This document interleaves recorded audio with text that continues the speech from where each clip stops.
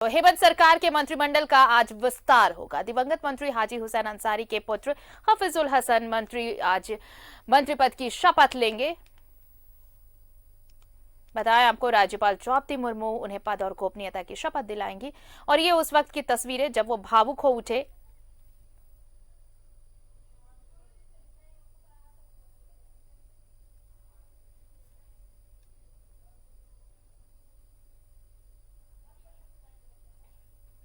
थोड़ी देर पहले हफीजुल हसन से न्यूज़ 11 भारत की टीम ने बातचीत की और इस दौरान वो भावुक हो उठे। उन्होंने कहा कि आज जब वो मंत्री पद की शपथ लेने वाले हैं तो उनके पिता उनके साथ नहीं। अपने पिता को याद कर वो भावुक हो उठे और सीधे रुक कर लेते हैं अपने सहयोगी मनीष का। इस वक्त हमारे साथ जुड़ रहे हैं मधुपुर से।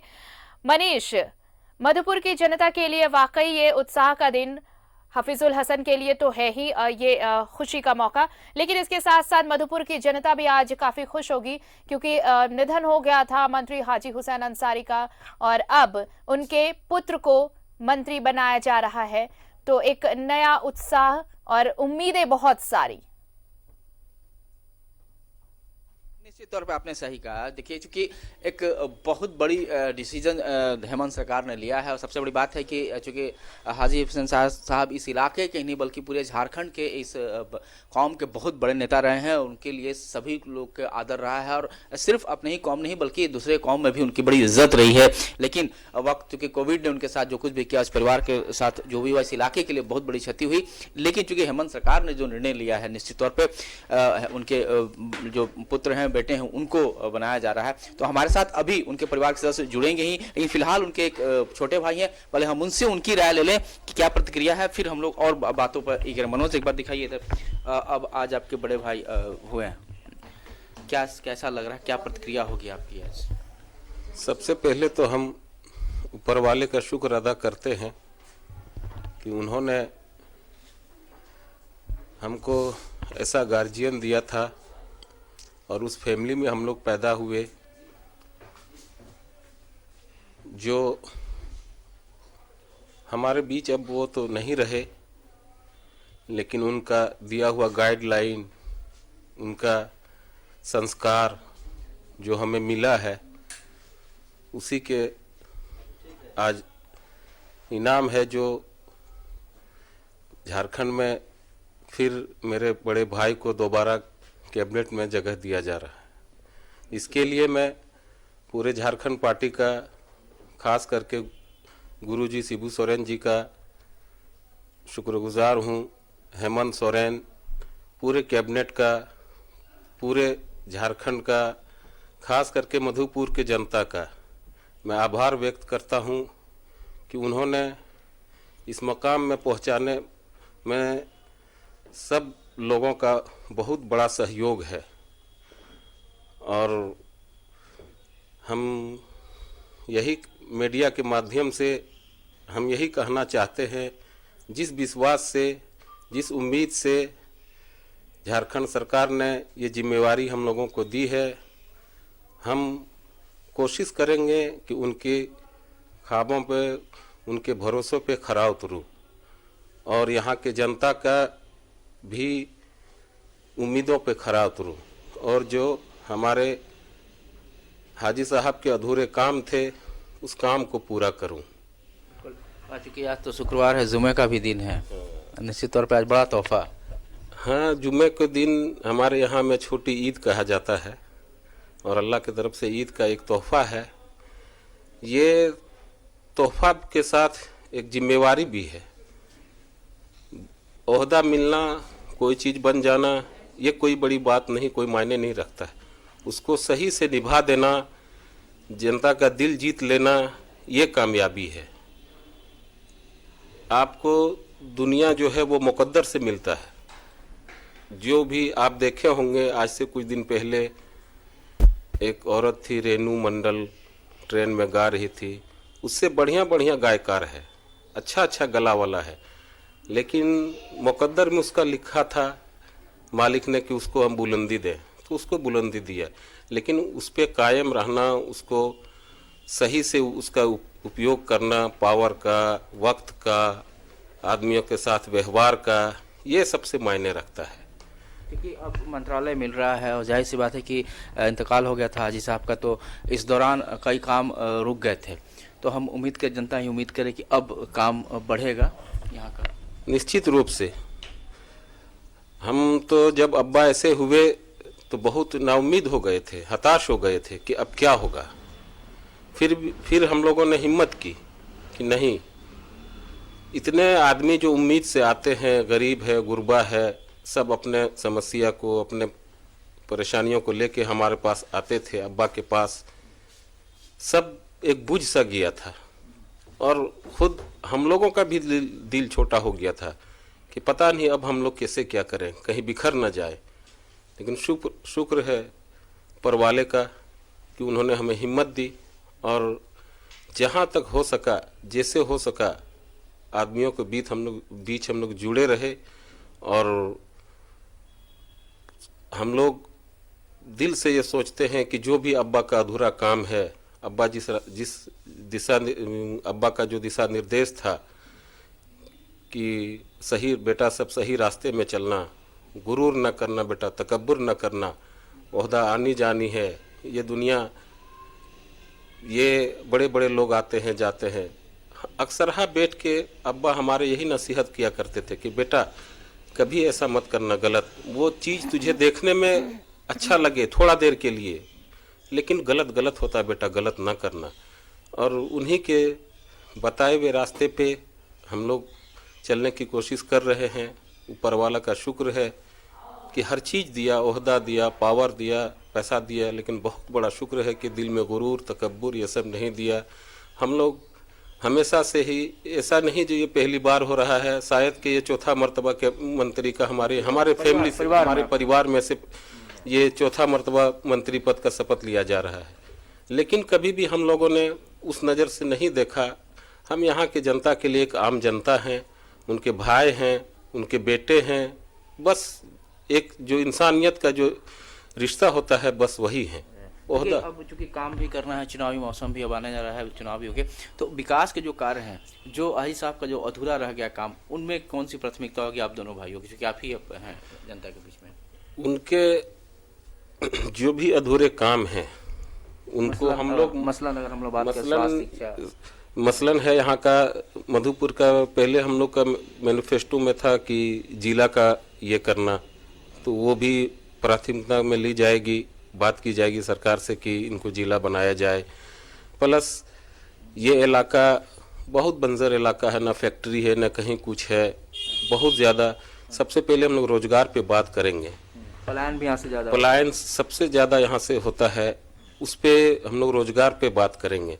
किस तरह मेरा इलाका खुशहाल हो खेती बाड़ी के लिए, और कुछ पानी और बिजली का समस्या है, उस पे भी हम लोग आगे चल के, एक बड़ी यहाँ की समस्या रही है। हॉस्पिटल भी बना लेकिन कायदे का नहीं बन पाया, कुछ बिल्डिंगें बनी है, काम।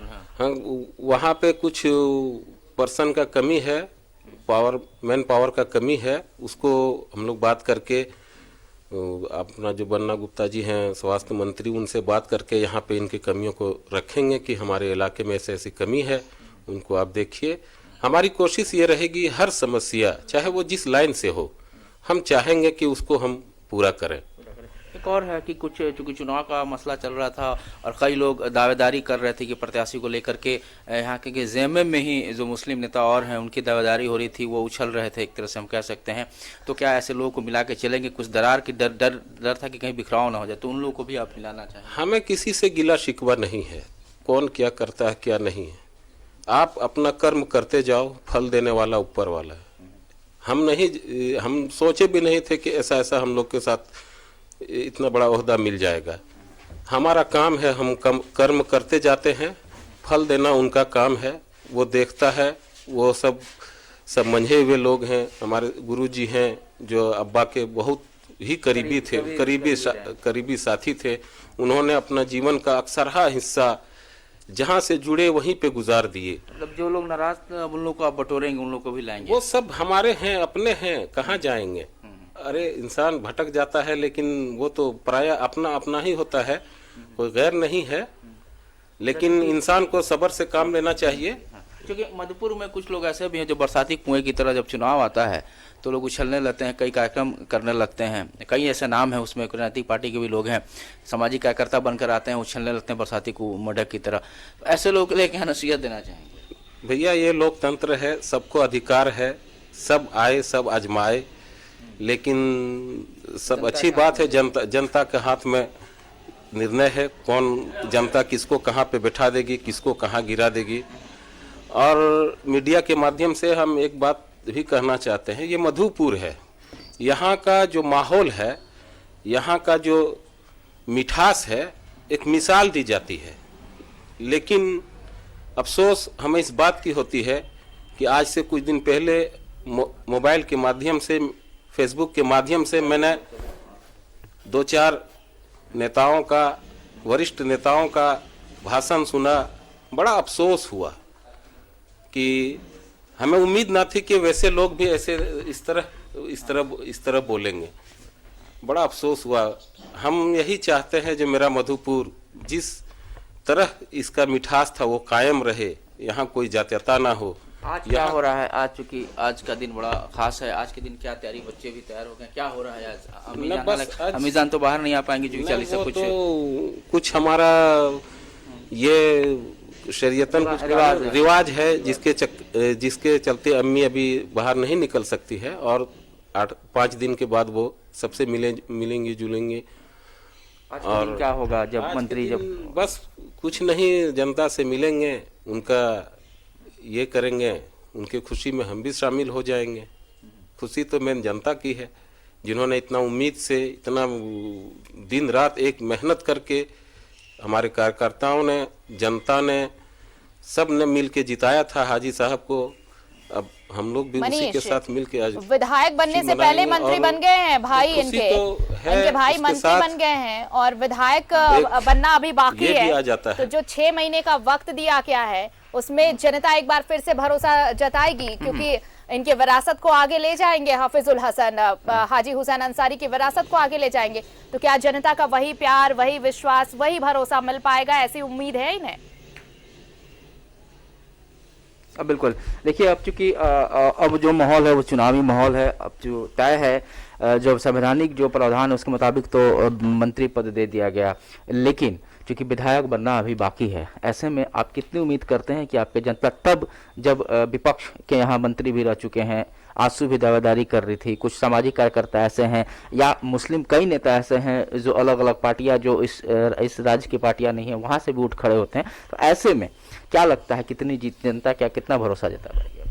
हमें यहाँ की जनता पर पूर्ण विश्वास है कि वह हमें पहले की तरह इस बार भी बहुमत देके जिताएगी।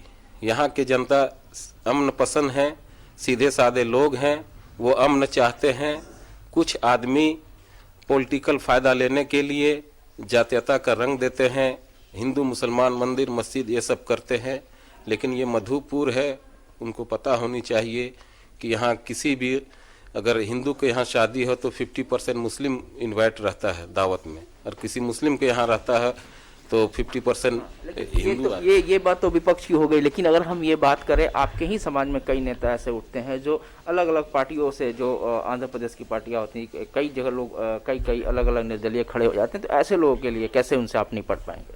वो जनता समझदार है और हमें उम्मीद है, पूर्ण विश्वास है कि जनता वैसा गलती नहीं करेगी और वो एक मुस्त होके, एक ये होके वोट करेगी वो जेएमएम को, क्योंकि जेएमएम माटी की पार्टी है, यहाँ की सरकार माटी की पार्टी है, क्षेत्रीय पार्टी है, घर घर की समस्या जानती है। ये पार्टी गांव की पार्टी है, गरीबों की पार्टी है, मिट्टी की पार्टी है।